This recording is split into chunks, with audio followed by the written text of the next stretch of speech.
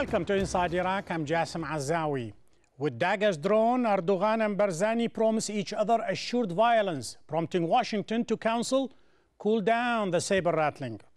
With her gaze firmly fixed on Kirkuk, Ankara warns the Kurds, keep clear of the Turkmen, scrap your referendum or else. A defiant Barzani shoots back, we can destabilize you too. The Turkish-Kurdish war is looming in the horizon, and the only unknown now is when it will start. Here is Kirsten Aiken. This is Kirkuk, the source of ongoing animosity between the leaders of Iraq's semi-autonomous Kurdish region and neighbouring Turkey. The latest tit-for-tat remarks hinted a possible escalation of what has, until now, remained a war of words. The very mention of Kirkuk has long prompted fierce points of view. The Turks suspect the Kurds want to control the city because of what lies beneath it, one of Iraq's biggest reserves of oil. And Iraqis, both Sunni and Shia, accuse the Kurds of threatening Kirkuk's ethnic balance by trying to push them out. This region precisely is a part of Iraq. Nobody can imagine that it will go out of Iraq. This is first. Second, if this will go out of Iraq, you know the sentiments will bring problems, will bring crisis to the scene, to the strategic scene of the area. There is a rejection to such a state from all the surrounding, from Turkey, Iran, and Syria. The Kurds' call for separatism is likely to get even stronger after this year's referendum on whether Kirkuk should be included in a future Kurdish state, reinforcing Turkey's fears of instability among its own Kurdish population in the southeast.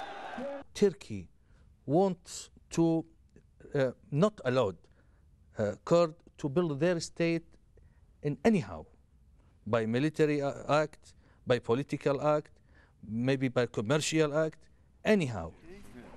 Al Jazeera has seen Turkish troops stationed inside Iraq's Kurdish region. Add to that comments by the Turkish foreign minister, who's insisting his country's military has the right to mount cross-border raids on PKK fighters. And it's easy to understand why the US fears the potential for conflict in the north of the country, while it's still trying to regain control in the capital, Baghdad.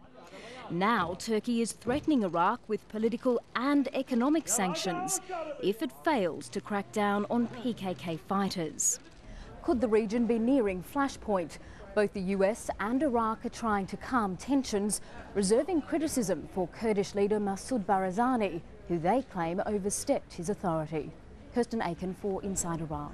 To comprehend what lies behind the reciprocal threats between Erdogan and Barzani, I am joined from Ankara by Umit Ozdag, head of the Turkey Institute for 21st Century, and from Erbil by Dr. Fuad Hussein, spokesman of the local Kurdistan government, and from Amman, Jordan by Iraqi author and columnist Nermin Al-Mufti. Welcome to Inside Iraq. Dr. Fuad, let me start with you with this reciprocal threats between Erdogan and Barzani. What makes Barzani threaten, we can interfere in your own affairs? That pretty much consolidate the Turkish and the American view that you are supporting a terrorist organization like PKK. First of all, let me say that President Barzani didn't threat Turkey. The threat came from Ankara. It is obvious that almost for the last 3-4 months, we hear from Turkish politicians, Turkish leaders, and Turkish media all kinds of threats towards the Kurds, towards the Kurdish leadership, and towards the intervention of the Turkish army in Kirkuk. So the reaction of President Barzani was against the threat which was coming from Turkey. The Turkish position, Dr. Fuad, is that the PKK is a terrorist organization as defined not only by Turkey but also by the United States, including the Iraqi government. What is your definition of the PKK? Do you believe they are a revolutionary, they're trying to set up a government in Turkey, or is it a terrorist organization? PKK is not our problem. PKK has to do with the Kurds in Turkey. And as the General of Staff of Turkish Army said, The question of PKK is not only a military one, it is a political and also economic one. It has to do with the economic political situation in Turkish Kurdistan. Go ahead, Dr. Omid. So it has to do with Turkey itself. We didn't create PKK. The situation in Turkey created PKK. Mr. Fuat, you didn't create PKK. This is true. This is true, but you support PKK. You support PKK financially. You support PKK politically. You give weapons. You give logistical support PKK. And Barzani claims that PKK is a political problem, and Turkey should find a political solution to PKK if Ankara wants to end terrorism. It is not. It's not Barzani's business to make suggestions to Turkey how to deal with terrorism in Turkey. Mr. Fuad. Let me stop you for gentlemen for just a second, Dr. Fuad. He should apply this method in Iraq against the insurgents. Dr. Fuad, why? If Barzani will insist on support of terrorism in Turkey, Turkey will take the necessary measures to end terrorism in northern Iraq. Let him answer. Let him answer. Dr. Hamid. You see, you know quite good that PKK has been founded in 1980. At that time, we were not controlling the Kurdish area here in Kurdistan. Kurdistan was under control of Saddam Hussein. You know that the PKK started the fighting in 1984. At that time, we were not, Kurdistan of Iraq was not liberated. Fuad, I am talking about the last 3 years. PKK is not our creation. I am talking about the last 3 years. Let him finish, Dr. Fuad. I will tell you more. Dr. Fuad, hold on just a second. Dr. Fuad, hold on just a second. Go ahead, Dr. Omid. This is not about gossip. You know, we are not talking about gossips. We are talking about hard evidences about your support to PKK. You give weapons. Gentlemen, hold on just a second. Let me go to Nermin al-Mufti. Nermin, hold on just a second, Dr. Omid. I'm with you. I'm with you, Dr. Nermin, the bigger story as far as Iraq is concerned and Turkey is concerned is actually Kirkuk. The PKK is a sideshow. You are an Iraqi. You are from Kirkuk. What is your view regarding the position of the Kurdistan government that Kirkuk must be a part of a future independent state of Kurdistan? Let me just, before asking this question, Jasim, let me, if Dr. Hussein, I will be thankful if he's going to hear me and to answer my question. He will.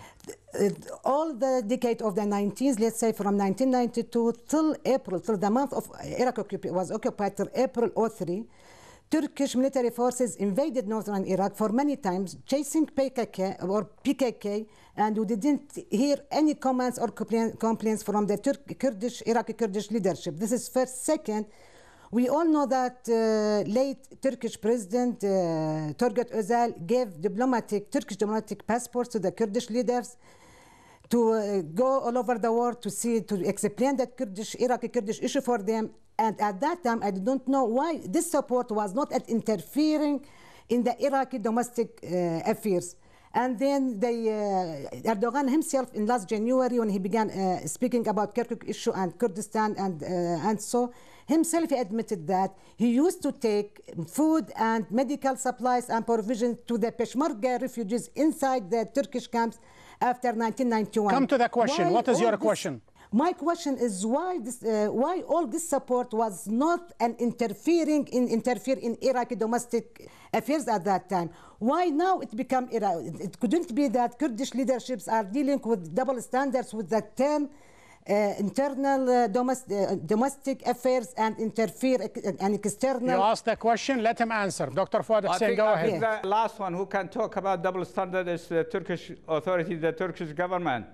While they are talking about the right of the Turkmen in Kirkuk, and we support. Let me finish, please. Let me finish. You did your job, and it's my turn to do my job. While they are talking about the Turkish community and Turkmen community in Kirkuk, and we support the right of Turkmen community. We are with the Turkmen. While they are talking about the right of the Turkmen, I don't know the numbers of the Turkmen. Let's say they are 300,000, 200,000, 400,000, doesn't matter. While they are talking about that, they don't say anything about the existence of the Kurds in Turkey. While there are about 25, 30 million Kurds in Turkey. Is that not a double standard? Is that not a double standard? Dr. Fuad, Dr. Hussein. Hold on, just give the lady a chance to answer. Go ahead, Nermeen. Dr. Hussein, please. We were in the 1957 census, 1957, Turkmen were 570,000. Why we are evaporating? Why the Turkmens are just going like they are evaporating us? Okay. Why after 50 years we became three? Mrs. Nermeen, it doesn't matter. For me, I respect the right of the Turkmen. It doesn't matter if there are 100,000 or there are 1 million. I have respect for their right, and they have got their right, and we must fight for their right. They are Iraqi citizens. They are Iraqi citizens, and they are not citizens of Turkey. They are not citizens of Turkey. No, we are Iraqi. So it is not the right of Turkish government to talk about the Turkmen. No. They don't have the right. It's our right, yes. No, it is Iraqi right. You are right. But once. Go ahead, Nermeen. Go ahead, Nermeen. Finish your sentence before the break. Go ahead. I'm listening to you, Nermeen. Okay, we are Iraqis. We are Iraqis, and the Turkmen in Iraq, they were the only. We are the third majority, and the Turkmen were the only political, in their so-called opposition, they were the only part, the Turkmen only. We have no militia, we have no force, and we didn't ask the American forces to come to invade, to interfere in the Iraq domestic affairs and to invade Iraq to topple a regime. This was, American invasion was not an Nermeen Al-Mufti, let me stop you here for just a second. Nermeen Al-Mufti, Dr. Fuad Hussein, and Dr. Omid Ozdag, thank you. We will continue our discussion after the break. Stay with us.